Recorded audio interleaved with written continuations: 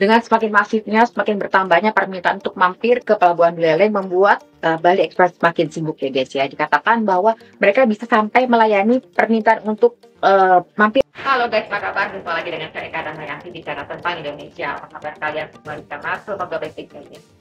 Pulau Bali merupakan salah satu destinasi wisata favorit di Indonesia, destinasi wisata lainnya ya.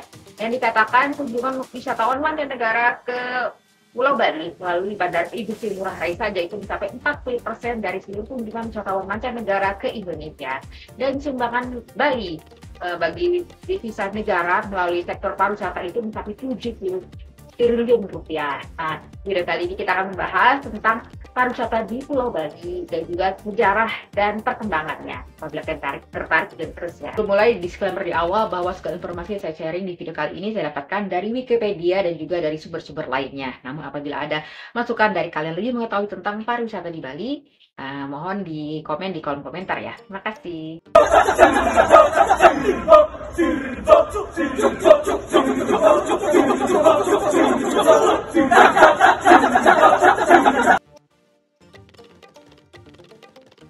Perjalanan pariwisata pertama ke Pulau Bali dilakukan oleh seorang Maharesi Markandeya dari Pulau Jawa ke Bali dengan tujuan untuk menyebarkan agama Hindu. Dilakukan pada abad ke-8 Masehi. Kemudian setelah Maharesi Markandeya datang pula beberapa tokoh spiritual lainnya dengan tujuan yang sama ke Pulau Bali. Kemudian beratus-ratus tahun setelahnya, tepatnya pada tahun 1579, datanglah seorang Belanda bernama Cornelis de Houtman ke Bali untuk tujuan mencari rempah-rempah dan juga untuk berdagang. Nah, Cornelis de Houtman itu notice guys bahwa Bali itu adalah kehidupan dengan kebudayaan yang unik dan juga alamnya yang indah. Nah, hal ini dilaporkan kepada Raja Belanda pada saat itu. Kedatangan Cornelis de Houtman pada waktu itu adalah kedatangan orang barat pertama di Pulau Bali. Jadi sebelum ada bule-bule di Bali sekarang ini, nah Cornelis de Houtman adalah yang pertamanya ya guys ya. Nah, bertepatan dengan semakin terkenalnya Nusantara pada abad ke-17 sampai dengan 19 karena rempah-rempahnya, Bali dikenal di dunia karena keunikan budayanya.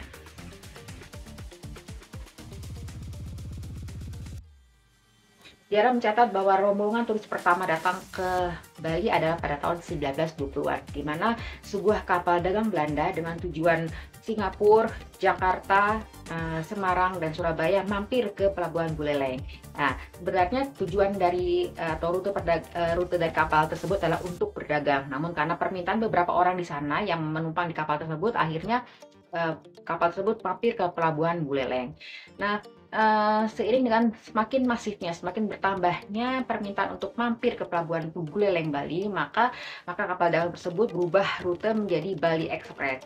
Dan untuk melayani semakin meningkatnya permintaan turis untuk datang ke Bali. Dengan semakin masifnya, semakin bertambahnya permintaan untuk mampir ke Pelabuhan Buleleng membuat Bali Express semakin sibuk ya guys ya. Dikatakan bahwa mereka bisa sampai melayani permintaan untuk mampir ke Pelabuhan Buleleng itu sampai 18 kali dalam setahunnya. Dan pada tahun 1924 untuk mengorganisir semua ini, maka didirikan sebuah perwakilan resmi pariwisata atau Official Tourist Bureau di Bali.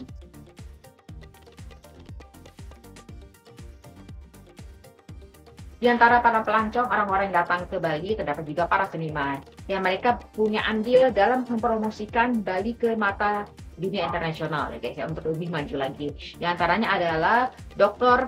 Gregor Prout. Gregor Prout ini adalah perwakilan dari pemerintah kolonial Belanda untuk mendokumentasikan Bali melalui foto-foto dan juga tulisannya. Kemudian juga ada seorang penulis bernama Miguel Covarrubias yang mempromosikan Bali melalui tulisannya itu Island of Bali.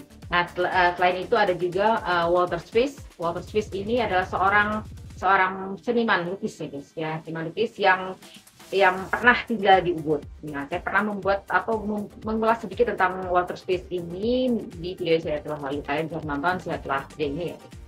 Oke, selanjutnya ada juga Charlie Chaplin. Nah, siapa yang nggak kenal Charlie Chaplin? Adalah komedian internasional. Nah, Charlie Chaplin ini juga pernah datang ke Bali atas undangan dari Walter Spies ini pada tahun 1939.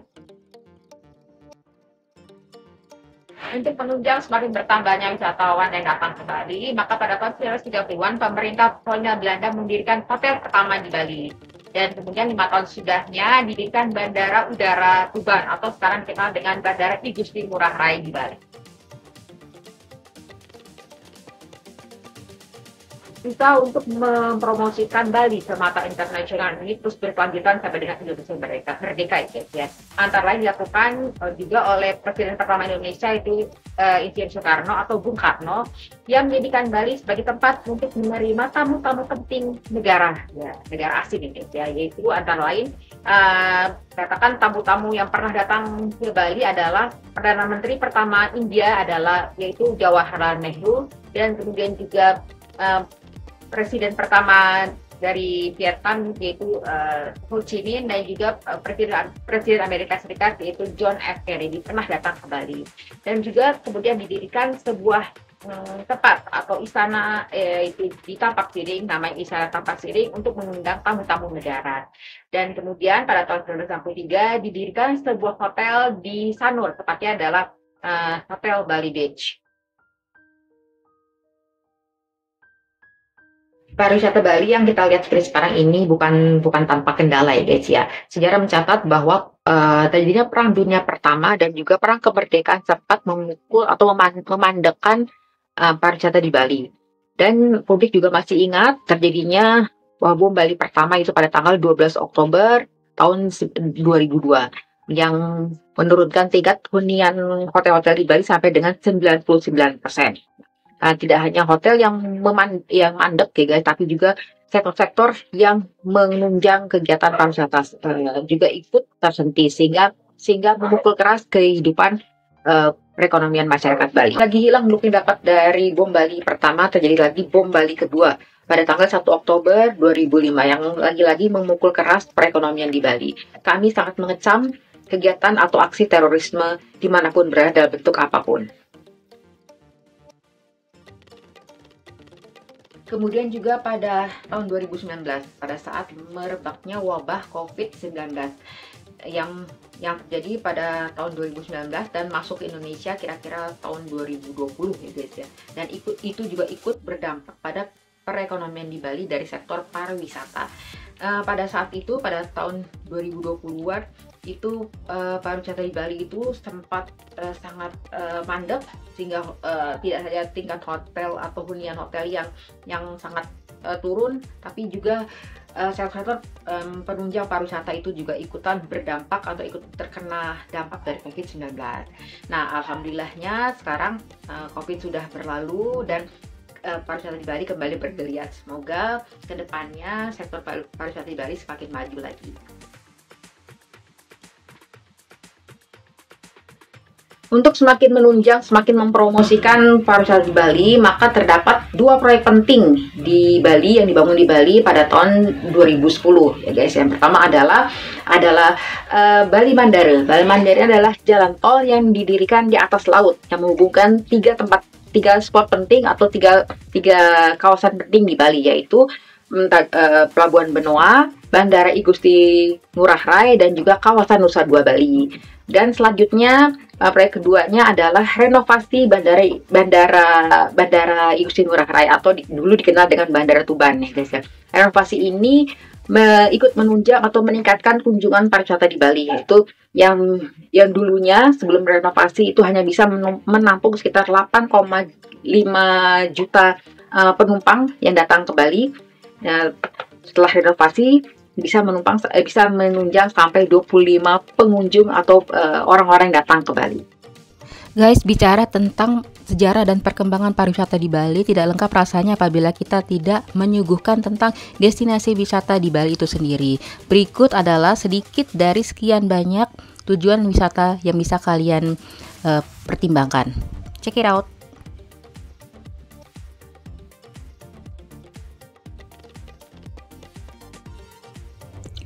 Yang pertama adalah Pantai Sanur. Pantai Sanur ini terletak di sebelah timur kota Denpasar. Ciri-ciri Pantai Sanur ini ombaknya cukup tenang dan cocok untuk olahraga, snorkeling dan juga selam.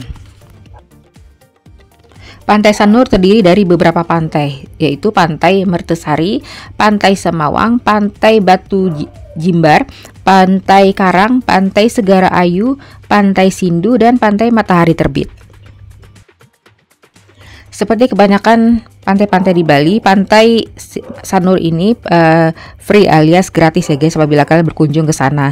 Mungkin kalian akan dipungut untuk biaya parkir sesuai dengan kendaraan yang kalian bawa. Saya pernah membuat video tentang Pantai Sanur ini. Kalian silahkan tonton setelah video ini ya guys ya. Terima kasih.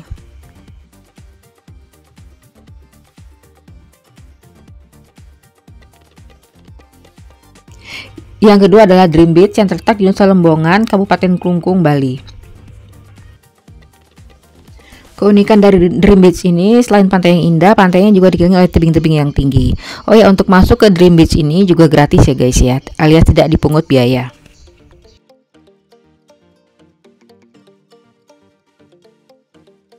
Selanjutnya ada Taman Wardi Budaya atau Art Center, biasa orang menyebutnya.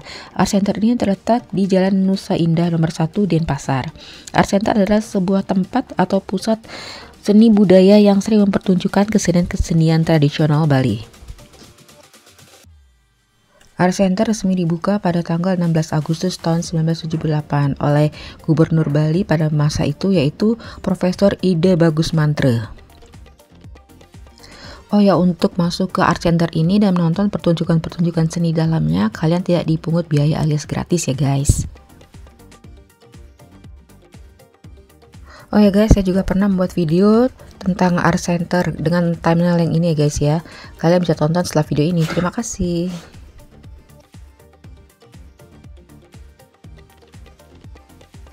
Lanjut ada Puri Ubud atau Puri Sarean Ubud. Puri Sarean Ubud ini terletak di Jalan Raya Ubud nomor 8 Ubud, Bali. Puri Ubud ini merupakan kompleks bangunan bersejarah tempat tinggal resmi keluarga kerajaan Ubud, sekaligus merupakan pusat pemerintahan kerajaan Ubud dan juga tempat pelestarian seni dan budaya Bali. Puri Ubud ini dibangun oleh Ede Cokorda Putu Kandel pada tahun 1800 sampai dengan 1823. Oh ya, untuk masuk ke Puri Ubud ini tidak dipungut biaya alias gratis ya guys ya. Namun apabila kalian ingin menonton pertunjukan seni yang diadakan di tempat ini, kalian akan dikenakan biaya sekitar Rp100.000 per orang. Anyway, aku pernah membuat video tentang Puri Ubud ini ya guys. Kalian bisa tonton setelah video ini. Terima kasih.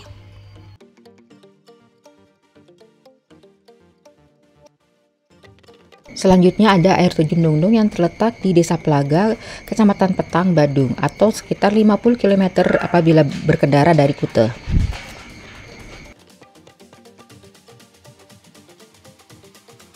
Demikian guys videoku kali ini tentang pariwisata di Bali, sejarah dan juga perkembangannya.